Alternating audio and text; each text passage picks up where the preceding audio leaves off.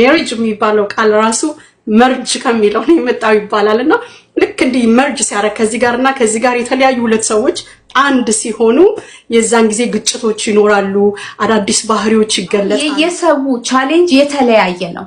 ፋይናንሻሊ የተባረከ ትዳር ያለው ምንም አይነት የገንዘብ ጥያቄ የሌለበት ትዳር ሌላ የሆነ ደግሞ ተግዳሮት አለ። ግባት ከንቱ ነው፣ ቆንጅና ከንቱ ነው፣ እግዚአብሔርን የምትፈራ ሴት ግን እሷ ትመሰገናለች ይላል እግዚአብሔር ቃልና ቲዮሪውንና ፕራክቲኩ ላይ ሲመጣ አንዳንድ ጊዜ ወደ ቤት ሲገባ እዛ ጋር የተማርነው ትምህርትና እዚህ ጋር ፌስ የሚያደርገን ላይፍ ቻሌንጅ በጣም ይለያያል። በእጮኝነት በራሱ ባህሪ ይለያያል። ባለፈው ያልኳችሁ ጋር ለመኖር የሚያስችሉ ጥበቦችን በየጊዜው ዴቨሎፕ እያደረጉ በእውቀት በኑሮ ያሳደጉ መሄድ አለባቸው ወይንስ ያ የተማሩት ትምህርት ነው ሰስቴን የሚያደርገው ሜሪጁን?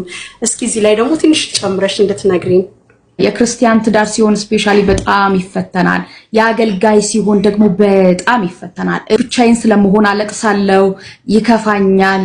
ለምንድነው ያገባሁት? የሰርጌ ቀን እሁድ የሰርጌ ቀን መኪና መጥቶ ክላክስ ሲያደርግ እያገባሁ ነው እንዴ ያልኩት የዛ ሰዓት ነው። ግን ነጫነጭ፣ ላኮርፍ፣ ላለቅስ፣ ልበሳጭ እችላለሁ። በጣም ተሸክሞኛል። በጣም በእውነት ሕፃን ልጅ እሽሩሩ እንደምትባል እሽሩሩ ብሎኛል።